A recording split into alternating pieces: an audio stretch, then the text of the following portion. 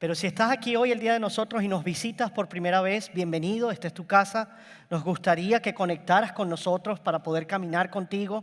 Lo único que tienes que hacer es tomar tu teléfono y textear la palabra conectar al 239-239 y con gusto nos conectaremos contigo y te ayudaremos en tu caminar con el Señor. Sea lo que sea el siguiente paso de bautismo, sea asistir a la clase de membresía, sea conectar con un grupo, estamos aquí para ayudarte. Y si no puedes hacerlo en el teléfono también, al final cuando te vayas puedes tomar una de estas tarjetas, llenarla y entregársela a uno de los servidores. Amén.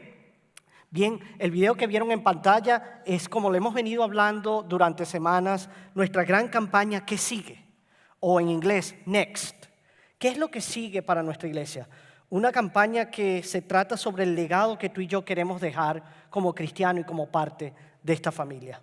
Y les hemos venido mostrando, ¿verdad?, estas distintas corrientes. Son 5 corrientes donde queremos no solamente plantar iglesias alrededor de todo el mundo para alcanzar a los perdidos, sino que también queremos establecer un programa de residencia donde podamos formar a los siguientes misioneros, pastores, maestros. Pero también queremos ofrecer consejería bíblica, un centro de consejería para aquellos que están sufriendo y que necesitan ayuda en nuestro condado. Así como también ofrecer una calidad de educación y un pago adecuado para nuestros maestros para formar a la siguiente generación de transformadores del mundo. Y por último, nuestra próxima casa, que se trata de mantener estas instalaciones y a medida que construimos para hacer espacio para todos esos niños, para todas esas familias que están llegando aquí a nuestra iglesia, que el Señor está trayendo a nosotros. Y así como hemos venido compartiendo con ustedes esta visión, no quiero pararme hoy aquí y decirles a ustedes que nosotros como liderazgo nos fuimos a una montaña y estuvimos consultando con Dios y Dios nos habló directamente y nos dijo, esta es la visión, esto es lo que deben hacer como iglesia. Así que envíen su dinero a esta dirección, a esta cuenta bancaria. Lo que quiero decirles es que realmente como liderazgo pensamos que esta es la visión que Dios nos ha dado al liderazgo como iglesia, para esta iglesia, para tu iglesia. Y el día de hoy es el día en que queremos que tú consideres en oración comprometerte con esta visión. Y voy a ser totalmente transparente y honesto con ustedes. A mí, por lo general, no me gusta hablar de dinero ni pedir dinero, porque especialmente si tú estás aquí hoy visitándonos, no queremos que piensen, vaya, cada vez que uno va a estas iglesias, lo único que hablan es de dinero. Lamento que hoy es el día que te tocó venir, estamos hablando de esto, pero es algo que hemos venido presentando por semanas y de lo cual hemos venido orando. Así que si tú hoy nos estás visitando por primera vez, bienvenido, no estamos esperando nada de ti. Esto es algo que hemos venido compartiendo con nuestra familia de la iglesia y esperamos que tú, a medida que te integras, aprendas más sobre toda esta visión que hemos venido conversando.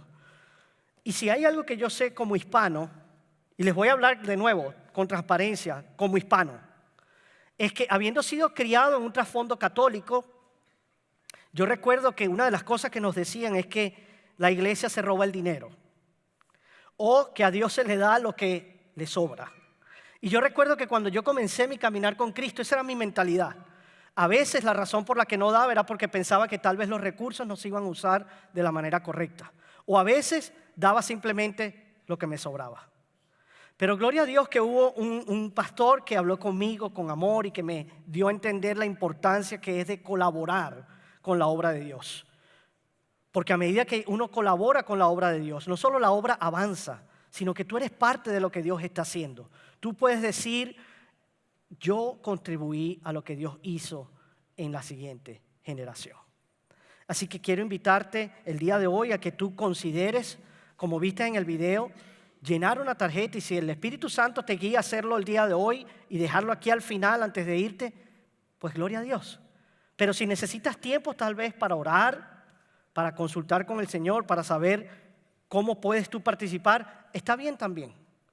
Vamos a estar durante este mes orando y buscando la guía del Señor y ya para el Domingo de Ramos estaremos, ¿verdad?, pidiéndole a la iglesia que terminen de hacer su compromiso. Es un compromiso de 3 años donde nos comprometemos a dar un poco más de lo que damos regularmente para así poder seguir haciendo lo que hemos venido haciendo y llevar todo lo que tenemos acá al siguiente nivel. Y sabemos que Dios va a ser fiel porque lo ha sido por más de 80 años. Amén. Así que Dios va a utilizar a su iglesia, ustedes, todos juntos. Y en realidad no importa el tamaño del regalo, de la ofrenda. Habrán algunos que podrán dar mucho, otros que solo podrán dar poco. En realidad no importa el tamaño del regalo, lo que importa es el corazón con el que se da. Y esta es una oportunidad que tú tienes de ser parte de esta gran visión y de poder dejar un legado, no solo para tus hijos, sino para las generaciones venideras. Amén. Así que vamos allá a dar inicio al mensaje. Voy a pedirles por favor que nos pongamos de pie. Vamos a estar en Éxodos capítulos 32 al 34 y vamos a ponernos de pie para honrar la lectura de la palabra. Comenzaremos en Éxodos 33, versículos 1 al 6. Y dice así la palabra del Señor.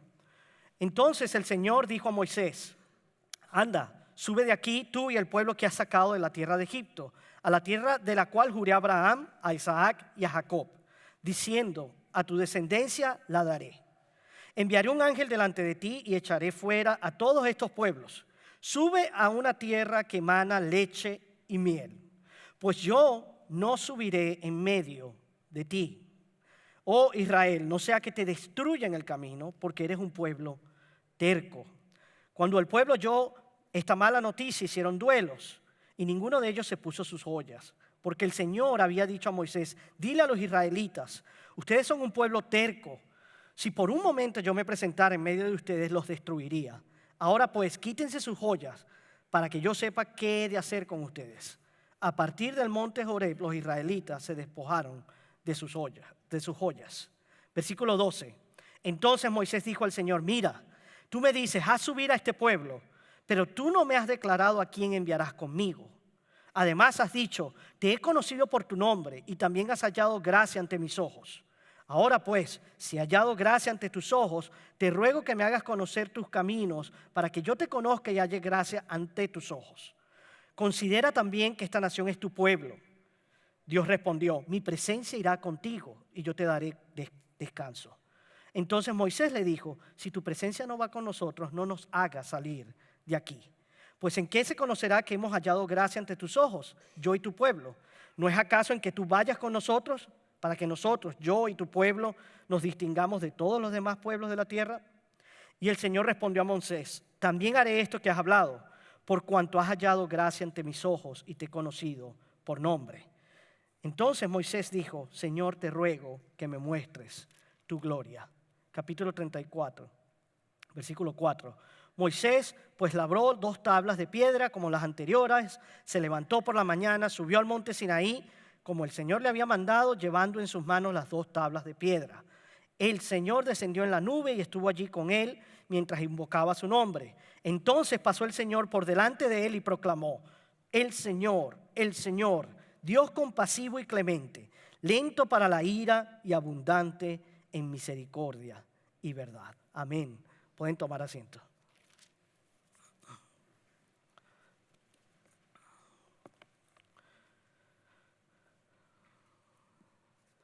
Déjame hacerte hoy una pregunta. ¿Alguna vez te has dado cuenta lo dependiente que tú eres de la conectividad? ¿Te has puesto a pensar alguna vez lo mucho que dependemos de la conexión? Vivimos en una época en estos días donde todo depende de la señal. Si no hay señal, ¿qué crees tú que sucede? Si no hay señal, un aparatito tan avanzado como este no funciona para nada. Si no hay señal, no hay llamadas, no hay mensajes, no hay mapas porque no funciona el GPS, no hay banco, no hay redes sociales. Si no hay señal, todo, absolutamente todo, se detiene. ¿Alguna vez te has quedado sin Wi-Fi? ¿Sí? ¿Cómo has reaccionado cuando ha pasado eso? ¿Cómo has reaccionado cuando te has quedado sin conectividad, sin Wi-Fi? Tal vez has reaccionado como reaccionó mi hija. Creo que la tenemos en video.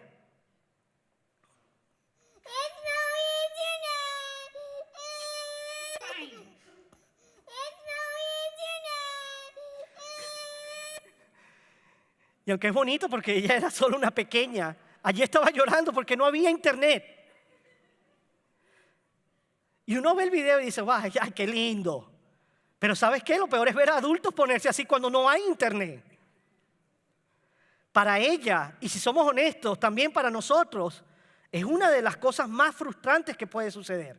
Quedarse sin internet, quedarse sin conectividad, no poder llamar, no poder textear, no poder entrar a las redes y compartir lo que tú piensas. Es lo más frustrante que existe. Es más, basta con que el internet se caiga unos minutos en la casa para que todo el mundo comience a preguntar, ¿y qué pasó? ¿Ya reiniciaste el módem? ¿Ya llamaste a Xfinity?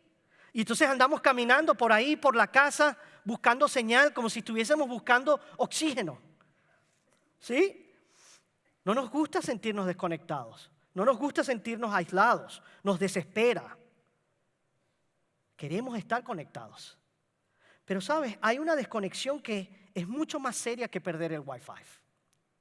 La desconexión con Dios.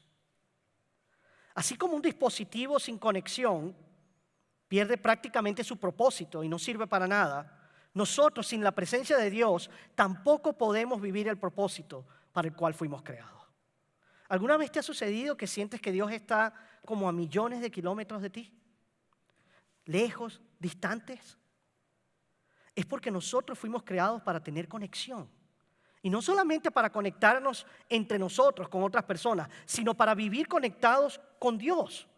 Nosotros fuimos hechos para su presencia.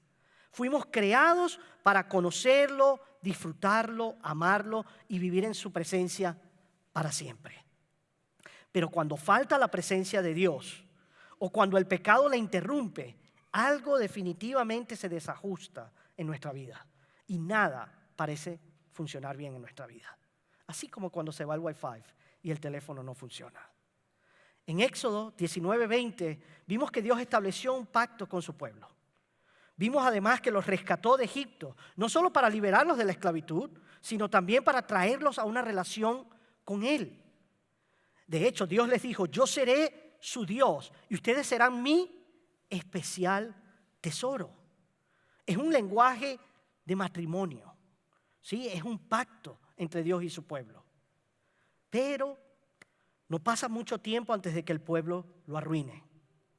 No pasa mucho tiempo antes de que el pueblo rompa el pacto. Y el pueblo cambia la presencia del Dios vivo por algo mucho, mucho inferior.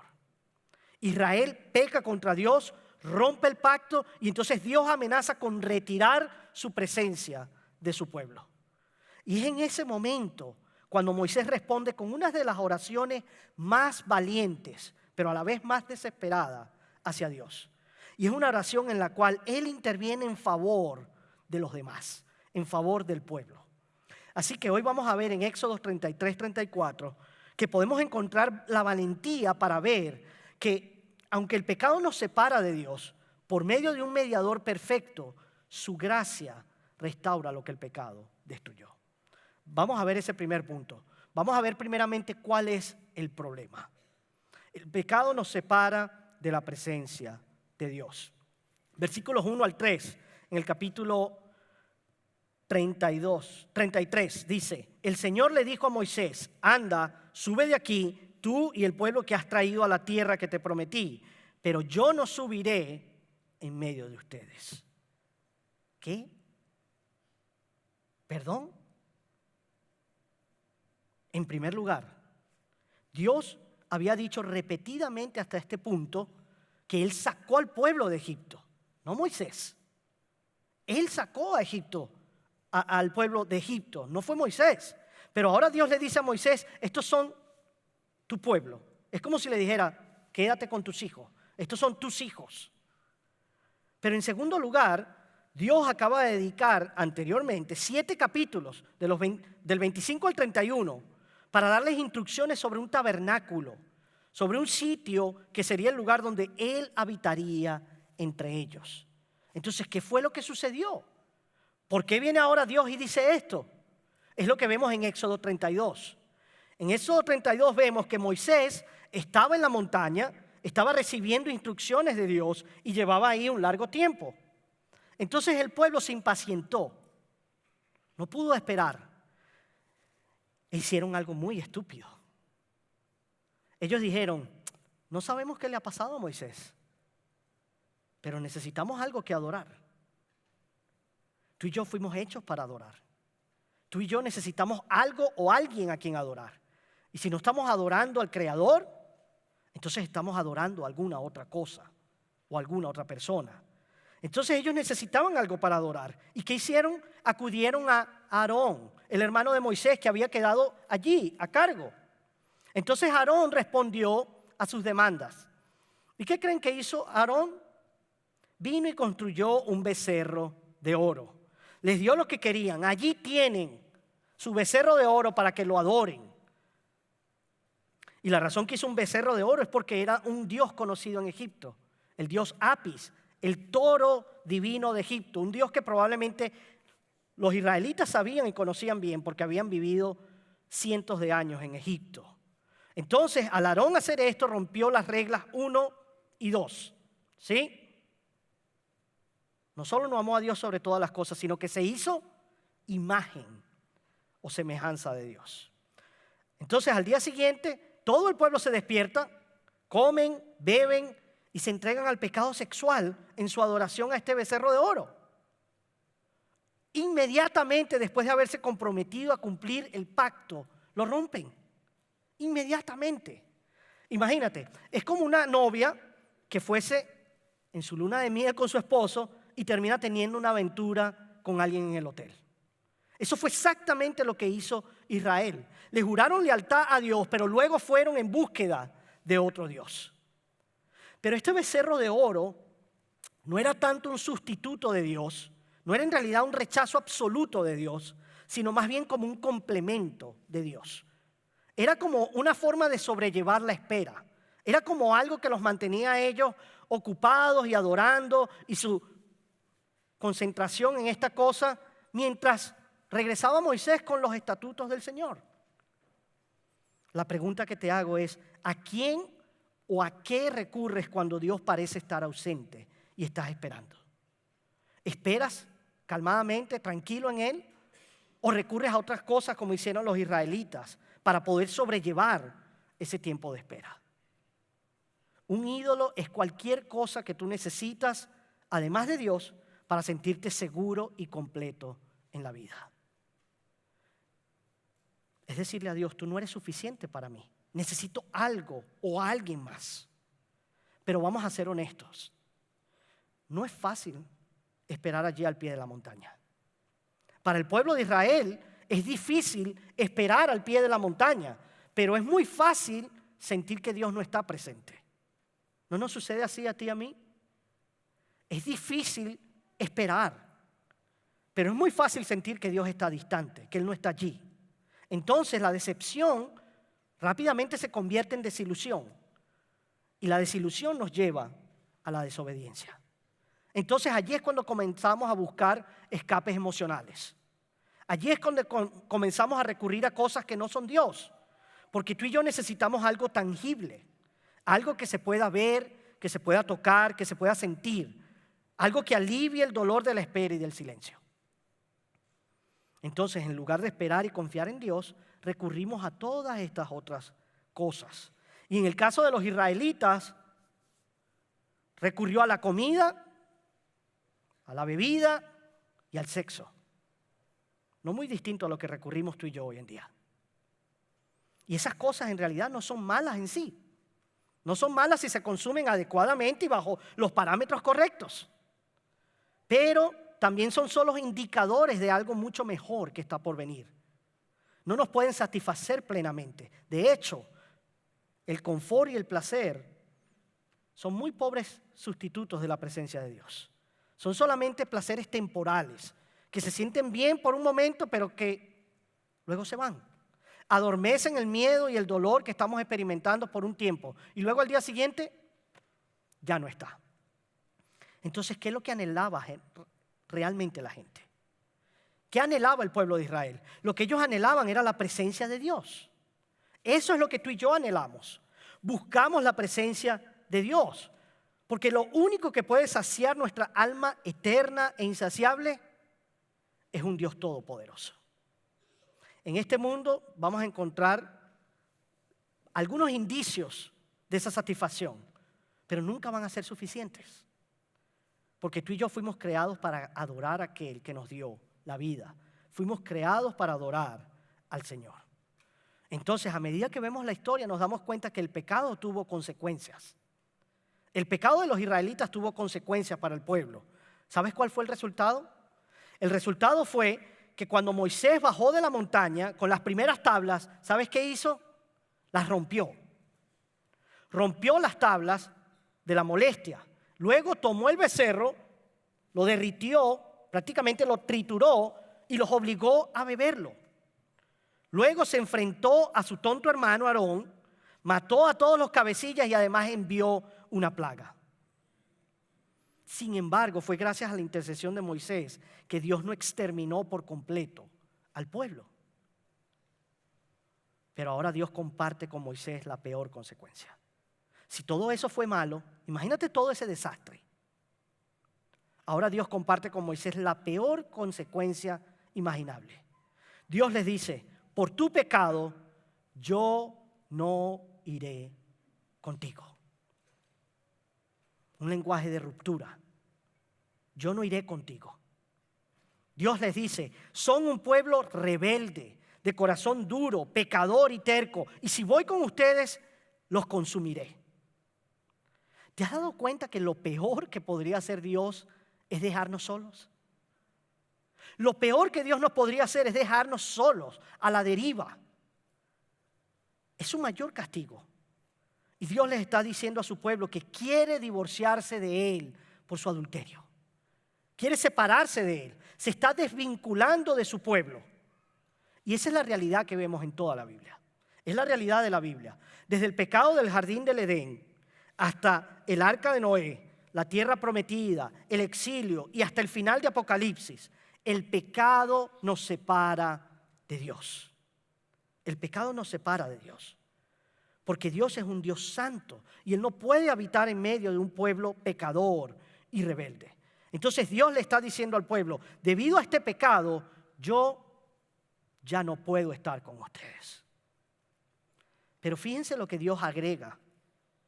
Dios dice: aún les daré la tierra prometida, la tierra que emana leche y miel. Wow.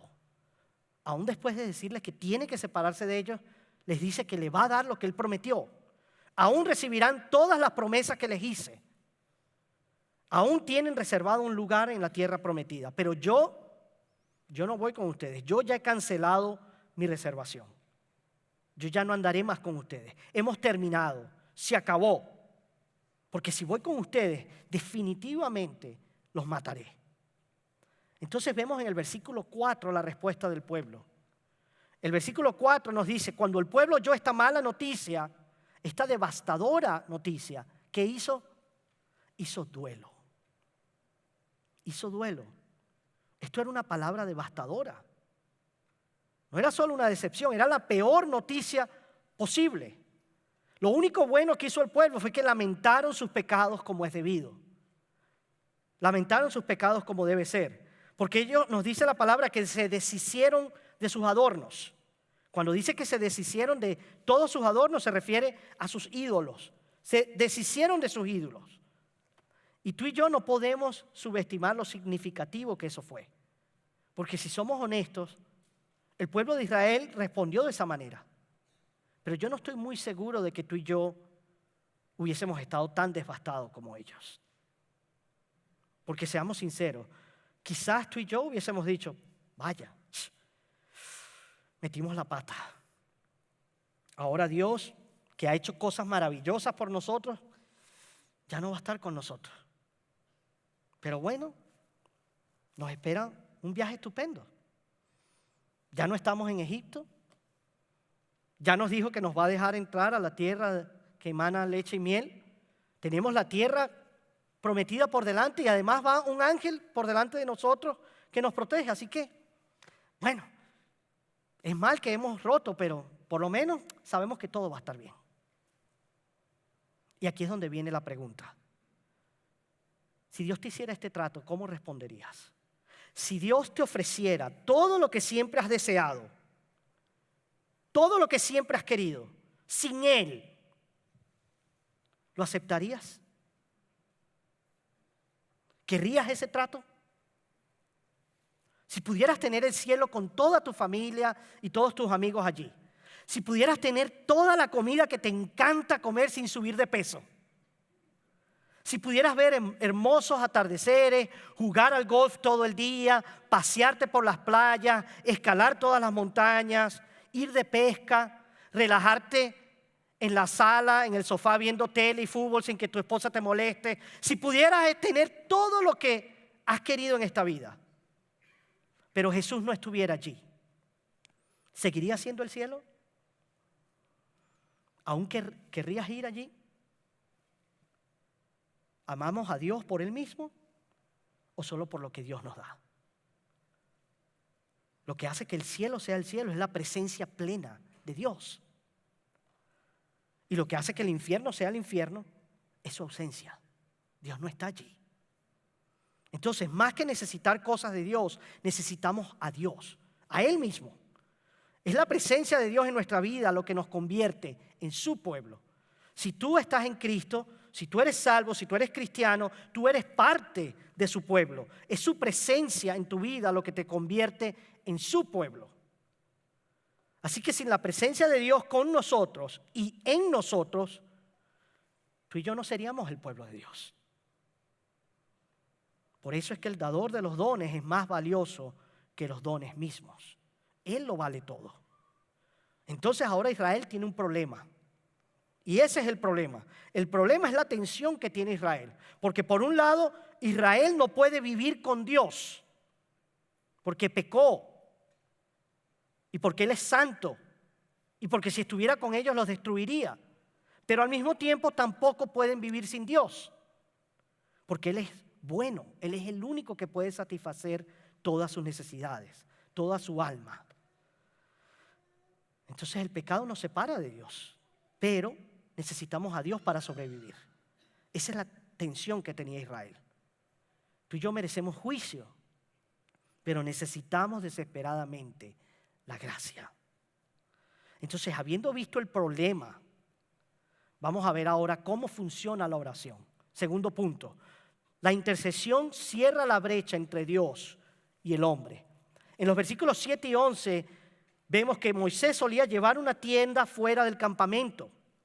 Y cuando él entraba en ella, había una columna, una nube que descendía y el Señor hablaba con Moisés. Así como habla un hombre con su amigo.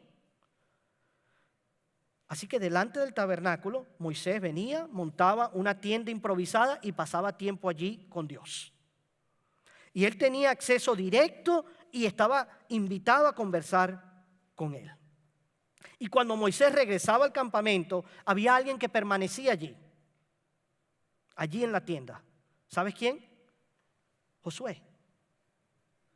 Cuando Moisés regresaba al campamento, Josué permanecía en la tienda. Eso quiere decir que Moisés no solo buscaba a Dios por sí mismo, sino que él estaba formando a alguien más y llevándolo a experimentar la presencia de Dios. ¿A quién estás guiando tú hacia la presencia de Dios?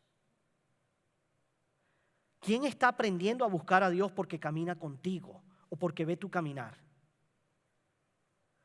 Entonces Moisés le dice al Señor, se acercó a Dios así como lo había hecho antes y le habla. Moisés le habla al Señor.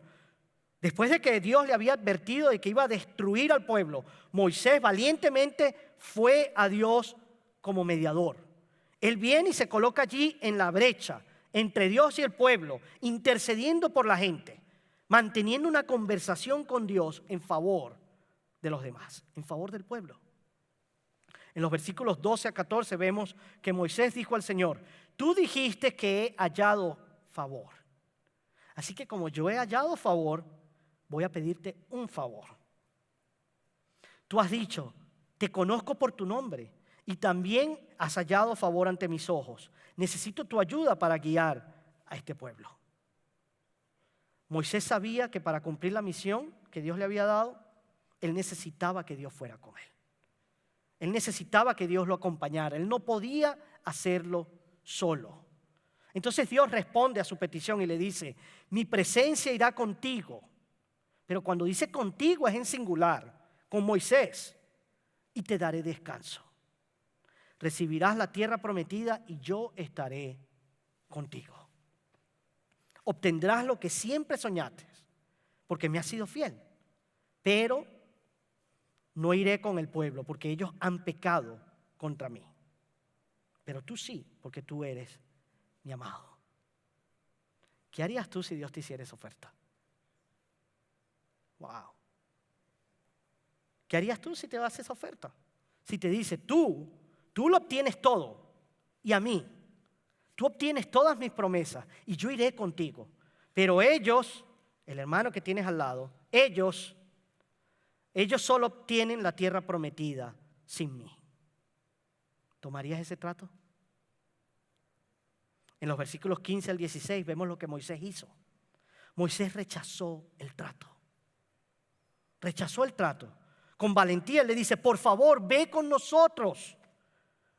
Moisés intercede por el pueblo que ha pecado y le recuerda a Dios, esta nación es tu pueblo, ve con nosotros.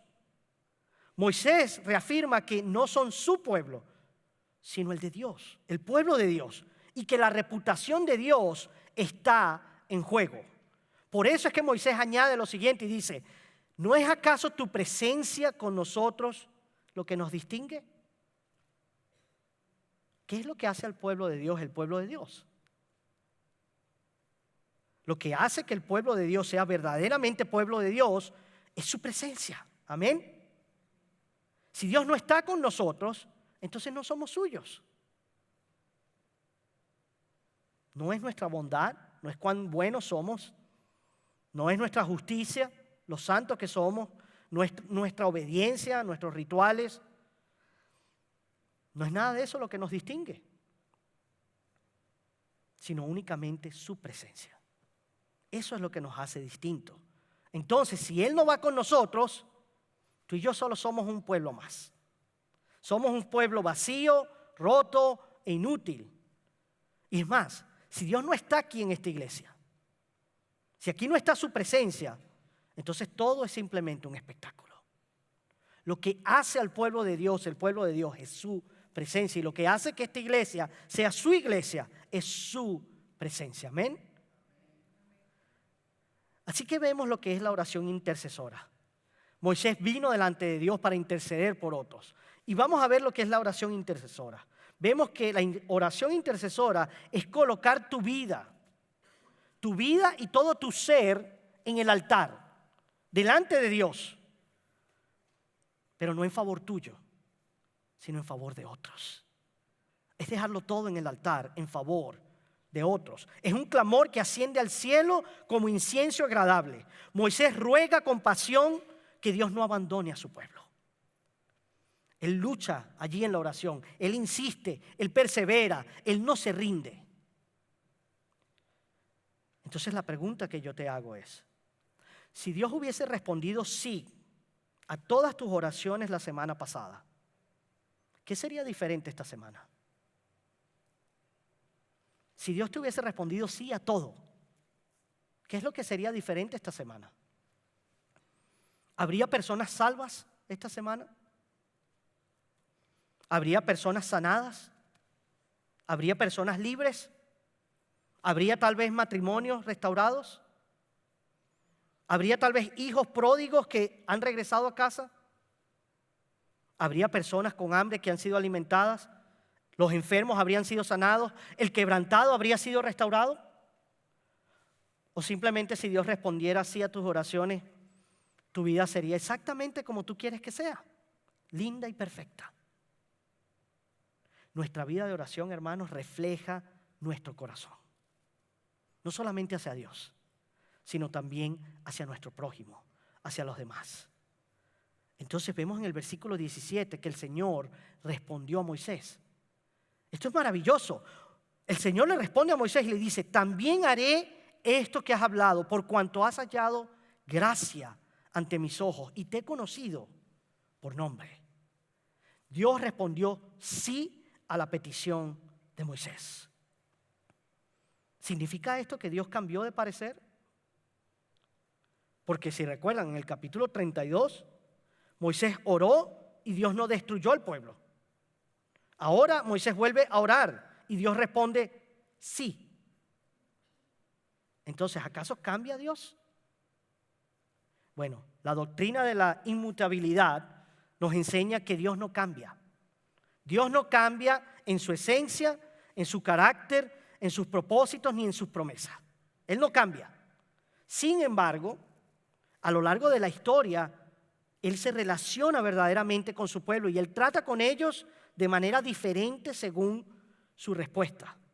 Entonces, el cambio no está en la naturaleza de Dios, sino en sus pactos y en nuestra relación con Él. Como por ejemplo, en el caso de la salvación. En el caso de la salvación, tú y yo pasamos de ira a gracia. Pasamos de muerte a vida. Y esto no significa que Dios cambió su postura. Dios no ha cambiado su postura frente al pecado. Él sigue odiando el pecado. Y el pecado sigue siendo pecado. Pero lo que Dios sí puede cambiar son las consecuencias que tú y yo merecemos por Él. Entonces Dios ha ordenado que la oración cambie las cosas. Dios ya ha ordenado que la oración cambie el curso de las cosas. Pero no porque Él cambie, sino porque ha decidido obrar a través de la oración para cumplir sus propósitos. No controlamos a Dios con la oración. Al contrario, la oración nos permite participar en su obra y en la vida de los demás. Entonces, cuando oramos, Dios responde. Amén. Cuando oramos, Dios responde. Entonces, las vidas que parecían ir por una dirección pueden cambiar y Él actúa con misericordia y con gracia. Es por eso que tenemos que tener cuidado con lo que pedimos. Porque podría ser que Dios diga, sí. Entonces hemos visto que tenemos un problema.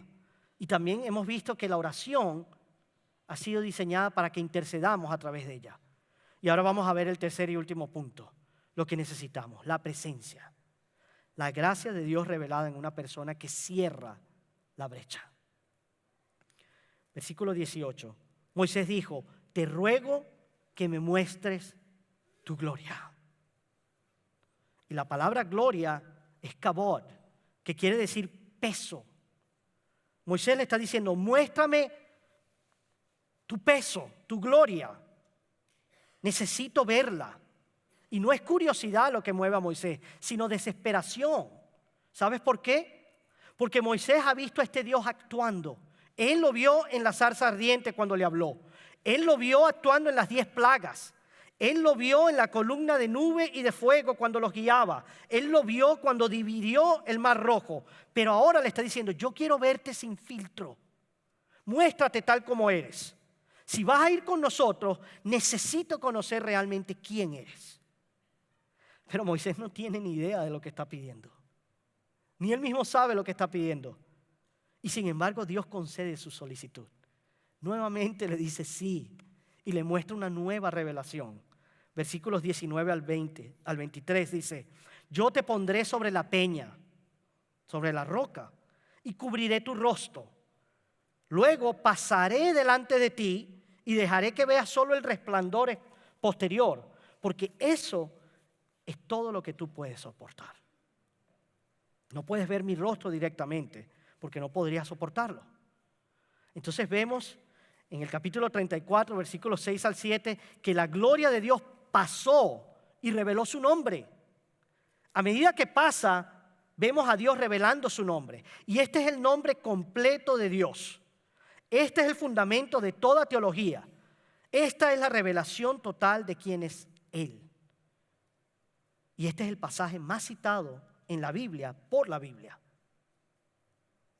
Dice, Él es Yahweh, Yahweh, el Señor, Dios compasivo y clemente, lento para la ira y abundante en amor y fidelidad, que mantiene su amor constante por 1000 generaciones, que perdona la iniquidad, la transgresión y el pecado, pero que no dejará sin castigo al culpable. Ese es el grandioso nombre de Dios. Y como vemos la respuesta de Moisés en los versículos 8 y 9, él no pudo más que inclinarse en adoración. Es la respuesta correcta ante una cosa tan majestuosa. Tú y yo no adoramos a Dios para manipularlo o para calmar su ira o para sacarlo de un apuro. No, lo adoramos por quién es Él, por lo que Él es, grandioso, majestuoso. Así que Moisés, con el rostro en la tierra, dice: si he hallado gracia ante tus ojos y este es quien eres tú, entonces ve con nosotros. Perdónanos y haznos tuyo para siempre. Y Dios le responde en el versículo 10: voy a hacer un pacto. Voy a hacer un pacto. Delante de todo tu pueblo haré maravillas que no se han hecho en la tierra ni en ninguna de las naciones. El mundo entero verá la cosa asombrosa que haré por medio de ti. Entonces la pregunta es: ¿qué es esa cosa tan asombrosa? ¿Qué es eso tan asombroso que Dios iba a hacer a través de este pueblo? Bueno, Él mostrará su gloria, pero no en un lugar, sino en una persona. La presencia de Dios no está limitada a un lugar, sino que se encuentra en una persona, en Jesucristo. Moisés solo pudo ver el resplandor. Él no pudo ver la completa gloria de Dios. Pero en Jesús podemos ver la gloria de Dios cara a cara. Él es la gloria de Dios. Como nos dice Juan 1:14, nos dice: el verbo, la palabra, se hizo carne y habitó entre nosotros y vimos su gloria. Gloria como la del unigénito del Padre, lleno de gracia y verdad. Y Pablo nos recuerda en 2 Corintios 4:6, pues Dios, que dijo: de las tinieblas resplandecerá la luz, es el que ha resplandecido en nuestros corazones, para iluminación del conocimiento de la gloria de Dios, en el rostro de ¿quién? De Cristo. Jesús es un Moisés mejor y superior. Es mejor y superior que Moisés. Jesús es nuestro mediador verdadero y perfecto. Él es el que permanece allí en la brecha entre Dios y nosotros. Él es el que vive intercediendo por nosotros. Jesús fue el que dejó la presencia de Dios para que nosotros pudiéramos estar en su presencia. Jesús prefirió morir antes que dejar a su pueblo sin Dios. Jesús experimentó la ausencia de Dios en la cruz solo para que tú y yo pudiéramos disfrutar de su presencia para siempre. La buena noticia para ti y para mí es que no tenemos que subir a una montaña para buscar la gloria de Dios. No tenemos que escalar la montaña. No tenemos que escalarla siendo buenos o cada vez más buenos. No tenemos que esforzarnos más para llegar a la cima. No tenemos que confiar en rituales ni en sacrificios especiales para experimentar la gloria de Dios. No, la buena noticia es que Jesús es la gloria de Dios y Él vino a nosotros para que tú y yo podamos vivir la gloria ahora. Pero no solo eso, sino que un día nos llevará a disfrutar plenamente la gloria con el Señor.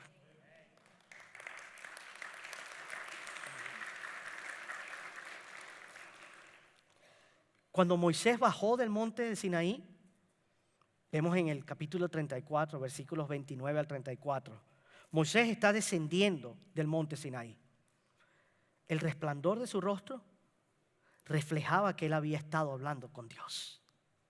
Dice que su rostro brillaba, resplandecía, tanto así que él tuvo que cubrirse el rostro, tuvo que cubrirse con un velo, porque de hecho el resplandor cegaba a la gente. Ser cristiano no significa que has visto la gloria y la belleza de Dios. Ser cristiano significa que tú ya lo has experimentado. Has visto y has contemplado la belleza de Dios en el rostro de Jesús. Y solo puedes responder de una manera. Y es en adoración. Es en rendición y adoración. Si has visto la gloria de Dios en Jesús, tu vida también brillará para los que te rodean. La pregunta que te hago hoy es: ¿quieres que tu rostro brille como el de Moisés? ¿Cuántos de los que están acá quieren y desean profundamente que su rostro brille como el de Moisés? ¿Quieres experimentar la presencia de Dios más profundamente en tu vida? Entonces aquí hay 3 pasos que puedes seguir. 3 simples pasos. El primero es examinar tu corazón. Examina tu corazón.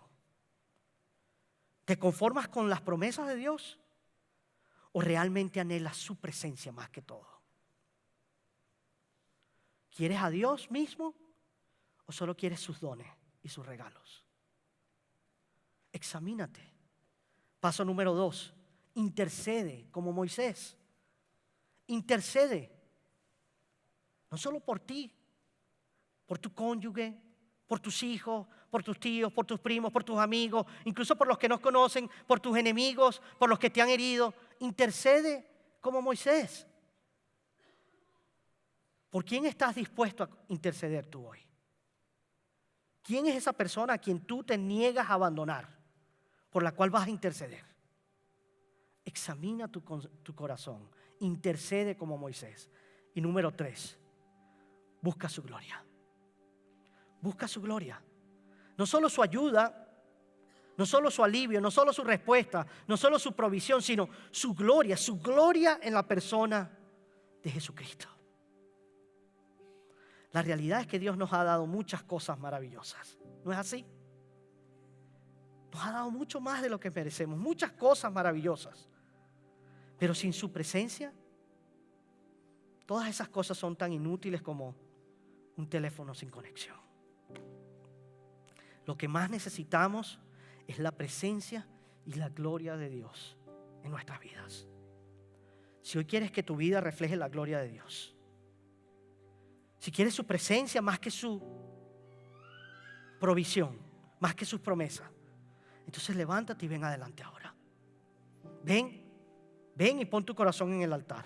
Ven a interceder. Ven a buscar la presencia de Dios. Ven a buscar su gloria.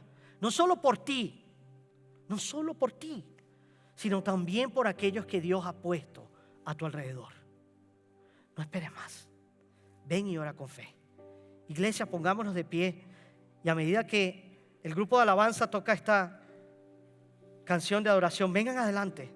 Ven a orar por ti, por tu cónyuge, por tu familia, por tus amigos, por aquellos que Dios ha puesto a tu alrededor. Pasa adelante sin pena y vamos a orar juntos como congregación. Si el Señor ha puesto en tu corazón llenar esta tarjeta y poner tu sí sobre la mesa, si quieres dejarla acá al frente, acá tenemos las cajas donde puedes dejarla. Pero hoy queremos invitar a todos aquellos que necesitan desesperadamente a Jesús, que necesitan interceder por su cónyuge, por sus hijos, por la próxima generación, por la gente que está alrededor. Aquí alrededor tendremos consejeros en caso de que tú tengas una petición y quieras orar personalmente, pero queremos invitar a la congregación a buscar la presencia del Señor. Ven adelante como congregación. Vengan y busquemos juntos la presencia, la gloria, la dirección del Señor. Padre amado, te damos gracias, mi Dios. Te damos gracias por tu amor, por tu bondad, por tu gracia, por tu misericordia, porque nunca nos abandonas, Señor. Porque aunque somos un pueblo terco y testarudo, porque a veces, aun cuando te hemos dejado a un lado, cuando nos hemos ido persiguiendo otras cosas, tú sigues, Señor, cumpliendo tu promesa. Tú sigues cumpliendo tu pacto. Tú sigues salvando. Tú sigues restaurando. Tú sigues dando amor y perdón. Hoy, Señor, venimos delante de ti, nos humillamos delante de ti, Señor. Venimos a ti, Señor, buscando tu presencia, tu gloria. Que tú te manifiestes entre nosotros, Señor. Que tú nos guíes, que tú nos ayudes, Señor, como iglesia a pararnos en la brecha, a interceder por otros, por los perdidos, por los confundidos, por los alejados. Y que pongas en nuestro corazón el peso, Señor, de decir sí, comprometernos a dejar un legado, Señor, para la próxima generación. Todo esto te lo pedimos en tu nombre, Precioso y maravilloso Jesús. Amén y amén. Ven adelante, no te quedes atrás y busquemos juntos la presencia del Señor a medida que el grupo de alabanza nos guía en cántico y en adoración.